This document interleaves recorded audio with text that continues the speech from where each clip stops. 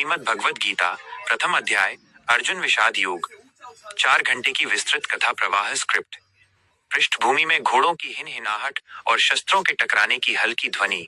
भाव, गंभीरता और रहस्य। वाचन। कल्पना कीजिए, आज से हजारों वर्ष पूर्व का वो समय। एक विशाल मैदान जिसे धर्म क्षेत्र कहा गया, कुरुक्षेत्र। सूर्य की पहली किरणें अभी धरती को छू ही रही थीं कि आकाश धूल के बादलों से ढक गया।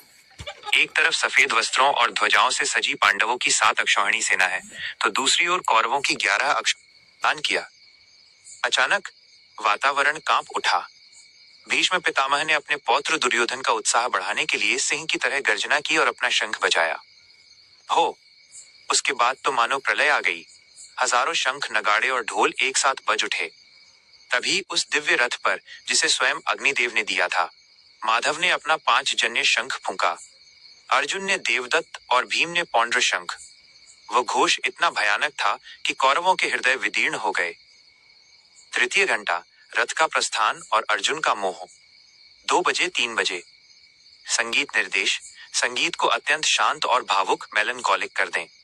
करुण रस की बांसुरी। भाव, विस्मय, करुणा और दुविधा। वाचन। युद्ध की शुरुआत होने ही वाली थी कि तभी अर्जुन ने अपना धनुष उठाया और श्री कृष्ण से कहा, हे अच्युत, मेरा रथ दोनों सेनाओं के बीच ले चलिए। कृष्ण मुस्कुराए। वे जानते थे कि अब वह क्षण आ गया है जिसके लिए यह अवतार हुआ है। उन्होंने रथ को ठीक भीष्म और द्रोण के सामने ले जाकर खड़ा कर दिया और कहा, पार्थ, देखो इन कुरुवंशियों को। अर्जुन की दृष्टि का विस्तार। अर्जुन ने देखा, सामने बाबा भीष्म खड़े हैं, जिन्होंने उसे गोद में खिलाया। आचार्य द्रोण खड़े हैं, जिन्होंने उसे अंगुली पकड़कर तीर चलाना सिखाया। उसने अपने ससुर, साले, मित्र और यहाँ तक कि अपने ही पुत्रों के समान बालकों को देखा। अर्जुन का हृदय अचानक पिघल गया। उसकी वीरता मोह में बदल गई। वो कांपने लगा। उसने कृष्ण से कहा, हे कृष्ण, मेरे अंग ढीले पड़ रहे हैं, मुख सूख रहा है। मेरा प्रसिद्ध गांडीव धनुष हाथ से गिर रहा है। मैं यहाँ कोई मंगल नहीं देखता। चतुर्थ घंटा, विषाद, धर्म संकट और समर्पण। 3 बजे 4 बजे। संगीत निर्देश। संगीत में गहरा ठहराव, बीच बीच में लंबी चुप्पी, स्वर अत्यंत गंभीर और दार्शनिक। भाव, पूर्ण निराशा और आत्मसमर्पण। वाचन। अर्जुन अब तर्क देने लगा।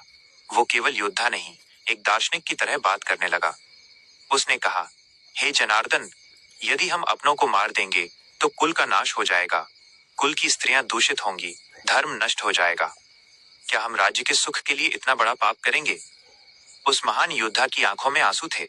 वो बोला, मुझे विजय नहीं चाहिए, मुझे स्वर्ग का राज्य भी नहीं चाहिए। यदि ये धृतराष्ट्र के पुत्र मुझे शस्त्रहीन अवस्था में मार भी दें, तो भी वो मेरे लिए श्रेयस्कर होगा, पर मैं इन पर प्रहार नहीं करूंगा। अंतिम दृश्य। इतना कहकर शोक से संतप्त अर्जुन ने अपना धनुष और बाण एक तरफ रख दिए। वो रथ के पिछले हिस्से में बैठ गया। उसकी आत्मा जैसे मौन हो गई। वो अब पूरी तरह से टूट चुका